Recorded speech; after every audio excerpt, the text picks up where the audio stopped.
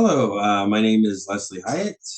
I am a sub for LA Unified School District, but also outside of LA Unified School District, I am a professor, just professor of political science and communication studies. A bunch of degrees in like $1 frames. The frame that has money to it is the one that holds my honorable discharge from the Marine Corps over here. I need to give a background real quick about me before I got into overall education. I was in politics. I'm a policy wonk, meaning I could dissect and talk about issues and so forth. And been doing that since I was a teen, to politicians and so forth, running campaigns and stuff like that. Got into education because I used to supplement my income working at public library system for 10 years. I taught computer classes there and then full-time into education in the 2010s, with of course colleges, and then as a substitute teacher. I love substitute teaching, and I've substitute teach in 3 school districts. Where I'm from in Fresno, Fresno Unified, where I live in Alhambra Unified, and where I teach the most as a professor at LA Unified School District. So a lot of experience in school districts and so forth. And to explain Fresno just real quick, because I think I need to, if you would think of LA Unified being as a district hungry for solutions, Fresno Unified would be starving for solutions. And that's important because it's kind of weird when I tell students, I'm sorry, not students, teachers, that there are things that are better about Fresno. And one of them is being a substitute and also being a teacher, because they have to work harder to retain people. And so I sometimes wish I could take administrators on field trips there. Just FYI. So I was at a school and we were talking about block schedule, and they were surprised by all the stuff I was giving them about it, because I've been doing some research and insight into this. I originally created this video, but it was too long. So I'm gonna try to get through this material a lot quicker, and so forth. I should have my glasses off because I'm nearsighted, but I have a distracting tan because I'm walking in Burbank. So apologies there. You're gonna see my screen. Let's get started. These are things I wanted to share about block scheduling. Um, you know, Fresno Unified, the time I was there, all the high schools and so forth I went to, they didn't use it. Alhambra Unified doesn't use it. The only time I ever touch block scheduling is LA Unified. And I'm gonna tell you right now, Alhambra Unified is a segregated suburban district. But at the same time, they have one of the most top-rated schools in California, and it's considered a regular school, and that's Mark Keppel, and that's a traditional schedule, Bravo traditional schedule. A lot of the schools in LA Unified that have less problems than the others, traditional schedules. So, I can't say this enough, traditional schedules. And before I continue, I need to note this. Now, I look like I could have been an extra on Friends. My family adds raisins to everything, but I grew up off the side of a freeway in Fresno, California, in a large working poor immigrant neighborhood. Like I said, Fresno, California, grew up working poor, broken home, so forth. So not only do I talk about things that I observe, but I also have the perspective of myself and my friends growing up in that neighborhood, and what we went through as well. So if I talk about it, I also talk at the vantage point of what they went through and myself as well. All right. There's the 3 key observations I want to bring up with block scheduling and so forth. The first thing that needs to be noted is something I was just talking not that long ago, with a student teacher who's going to be full-time next year at one of our schools, about the idea of block scheduling. And that student teacher went to a school and had some positives on it and would like to see it done in a positive way. And said that it has the possibility of reaching more students. And so what I did was I took the idea of reaching more students and regular students and lost students. And I just did this little thing, right? Where down here, right here is just your average students. Doesn't mean C average. It just means students that are getting by with either A, B, C's, or D's that, they're not asserting themselves more than they possibly could, right? They're just going through the motions. And some will get to college, some just graduate, but they're on track to get through this all. Then right here, the green represents very high tech. I know, very high tech. By the way, this is my teaching space. When I have to teach online classes, this is where I teach. I have my Jackie Wilson right here record. I like to display Green Day, nerd stuff. Anyways, right here, the green represents students that you reach more in that schedule, right? You reach more. They do better in that. They achieve more. So we got the A+ students, but we also have students who do well, right? They do better over time. Someone I went to high school with, one of his great recommendations was from a teacher who said that they were surprised by how well they grew as a student. Wasn't an A+ student, but that kind of positive growth. And then here, this is the lost student. The purple represents a lost student. What we're talking about, students who barely graduate, who don't graduate, who drop out, who have to go to continuation school. They're constantly at risk. They're constantly disruptive and those types of things. The students that we lose along the process. So many different ways to lose students. And I asked the student teacher, I said, okay, maybe you get an increase, right, of these positive students, right? You increase with the block schedule. But in my experience, with all the different schools that I visit, I believe, and I noted through experiences talking to administrators and staff behind the scenes, teachers always be on the good side of the staff. But you know what I'm talking about, the office managers and so forth, always be on the good side of them. They tell you a lot. You see an increase of lost students.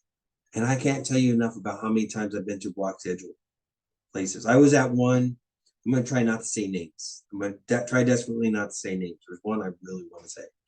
And I was there at the beginning of the school year, and it was right after the holidays, and I was in the attendance office, and there was a new student checking in, and the staff members were talking, and they said, oh, we have a new student. And then it's like, that doesn't replace all the students that we lost over the holidays because they had to go to continuation, or they got their parents moved them because they were doing worse at that school. They went to another school with, better situation or so forth. And I see this and I hear this all the time. And there's a thing that happens when you're on block schedule. Block schedule, you'll notice, compared to the traditional schedule, there are more students hanging out in the hallways when they should be in class. When you go into their classrooms, you're more likely to see students on their cell phone, a higher percentage. Not saying it's not a perfect world. I'm not saying traditional schedule places, everyone doing everything right, but a higher percentage.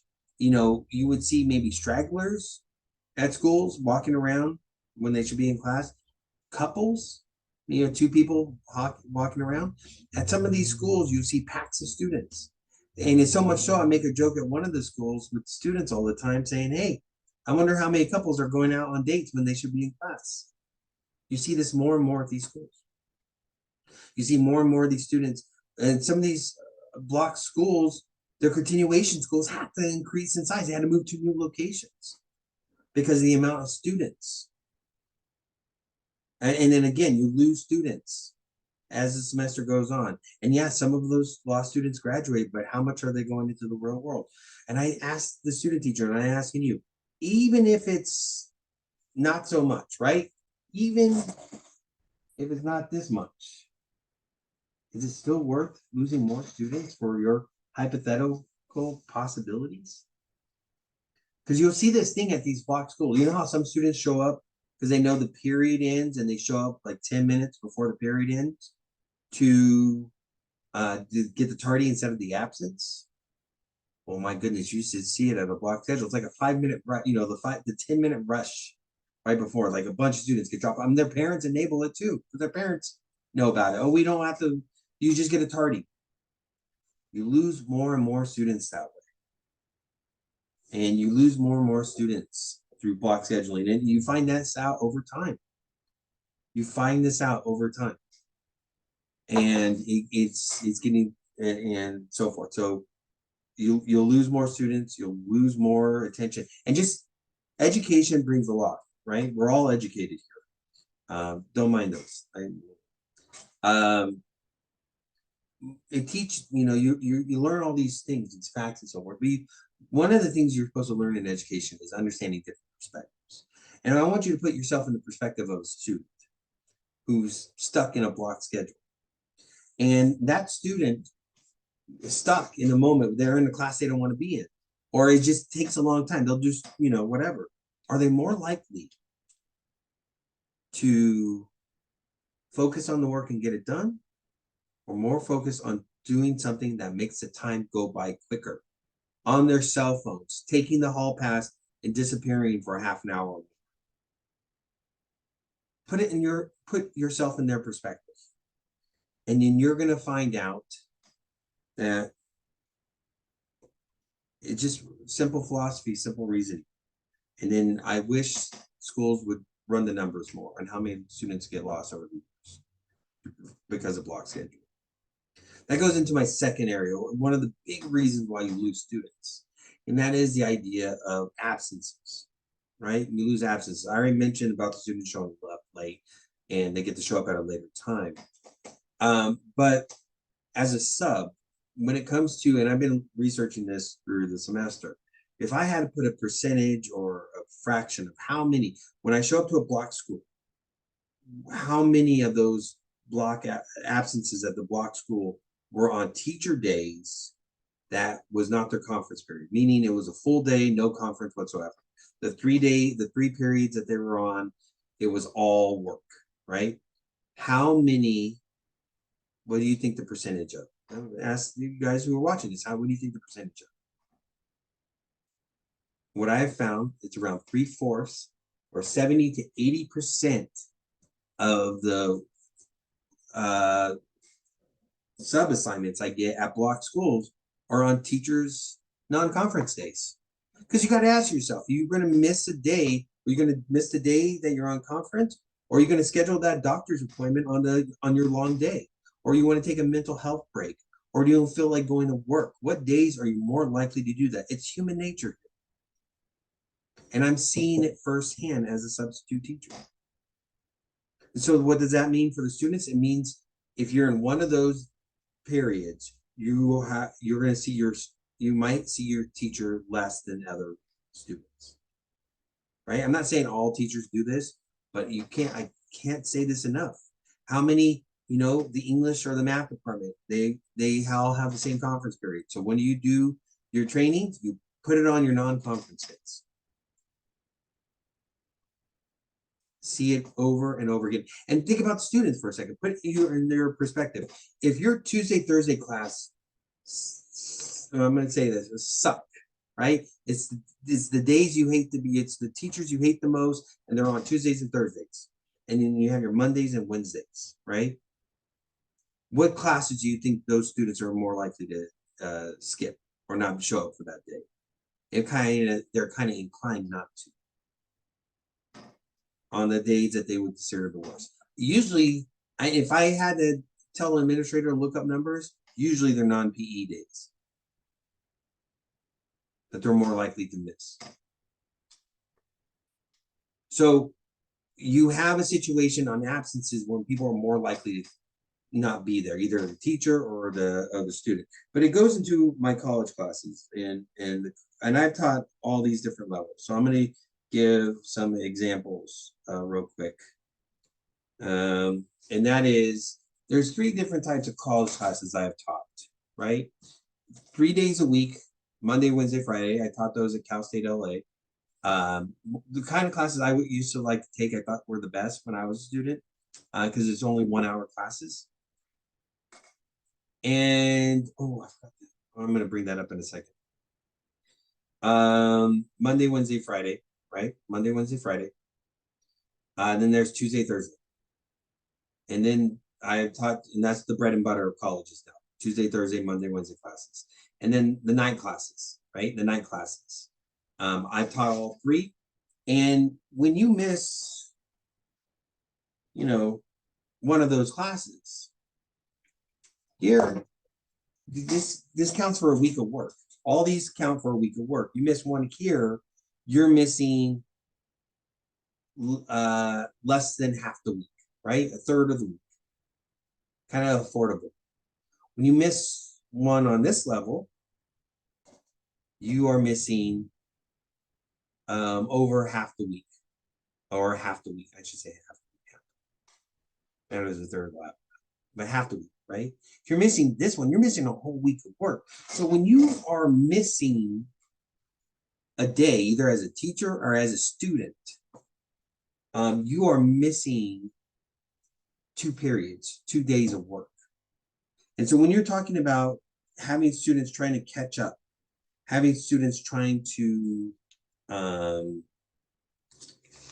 get caught up and stuff, or they get lost behind. This is where my perspective of my students.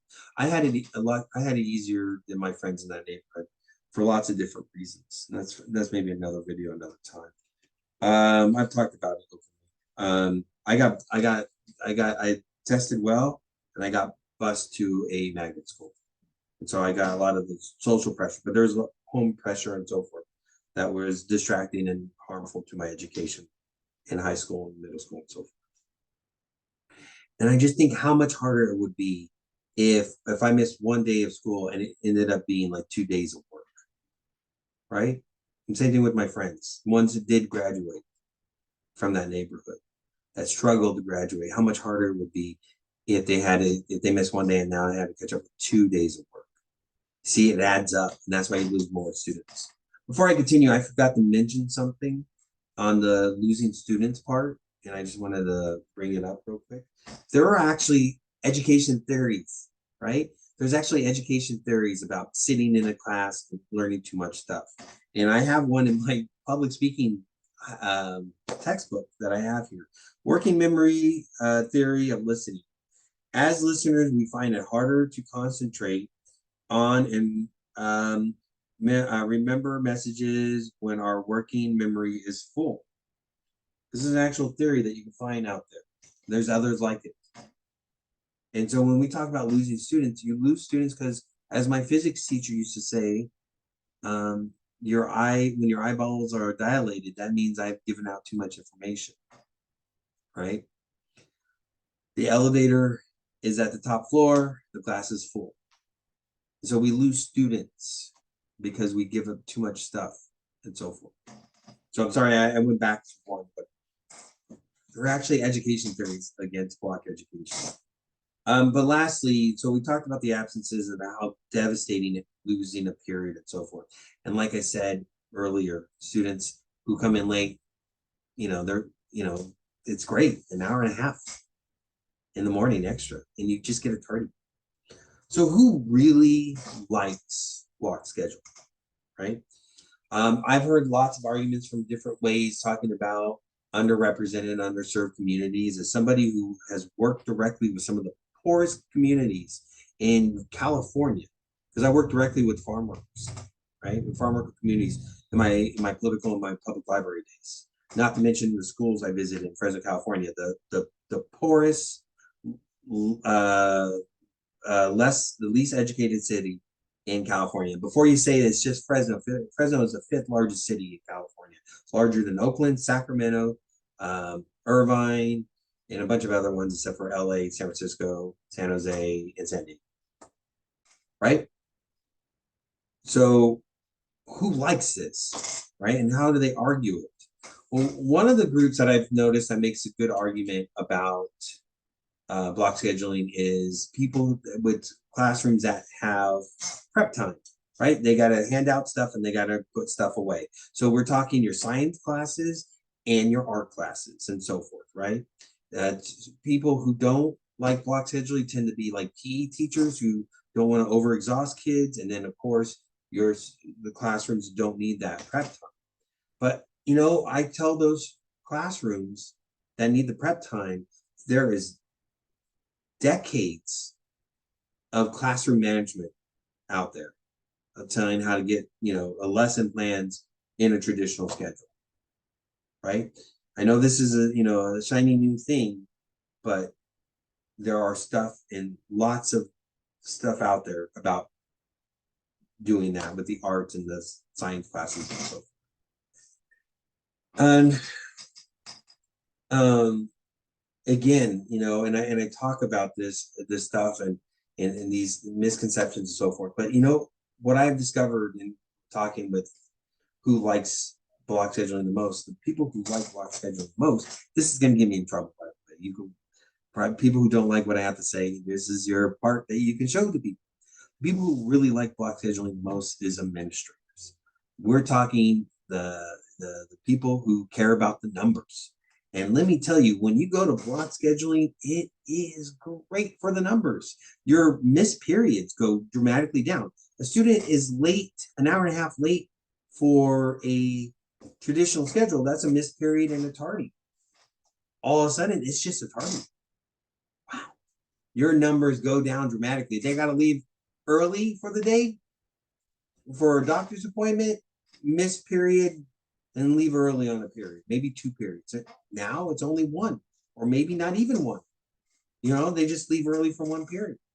It makes your numbers look phenomenal. And that is when I hear about places that want to get rid of block scheduling, it's always the administrators are the toughest to fight. By far. By far.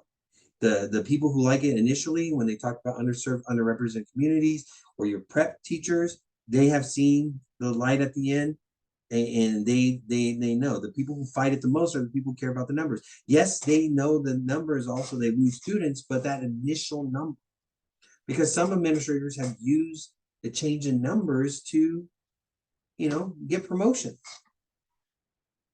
And the best example I have of block scheduling and how rigorous it can be is from my days in politics, in local politics in Fresno, California, where speed bumps are more prevalent. You see more speed bumps in Fresno compared to Los Angeles and other places. And my experience is the neighborhoods that don't have speed bumps want speed bumps. The neighborhoods that do have speed bumps don't want them anymore. They want to get rid of them. You can get speed bumps, but it's near impossible to get rid of them. And so when you're talking about the losing students, when you're talking about the detriment to the absences, and you're talking about the fact that the people pushing are the numbers, if you can avoid getting into block scheduling, do it. Don't do it. Go into traditional schedules. Mark Keppel, Bravo, even the Mendez High School, they have a mixed schedule, and their teachers want to go to full. A lot of their teachers want to go to traditional schedules. And by the way, can I just say this? That I would also want to point out teacher retention as a possible issue, because subs don't like going to block schedule schools, but teacher retention is affected, could be affected by going into block schedule. All right. So keep that in mind. And I just want to share this final thought because of all my experience in education and considering where I'm from and what I've seen these effects on these students and so forth. What I'm writing right now, my little thing I'm writing, I equate block scheduling as malpractice, where we know better, right? We know better. It's like where I'm from in Fresno, we used to have a high school that was freshman only. And the freshman only high school was in the area where the farm workers were at. It was a part of the county where the farm workers were at. And they knew all those kids that were in that freshman high school were not going to come back and go transfer to the regular high school. And they knew it. But they still had that high school up for years. They had it up for years. And hopefully we learn and finally get rid of block scheduling. So if you have questions, so forth, the teacher requested me to make this, has contact information. It's on my YouTube channel, so you can contact me through my YouTube channel and so forth. Hopefully this helps. And if you want data points and so forth, I am available for that too. Thank you.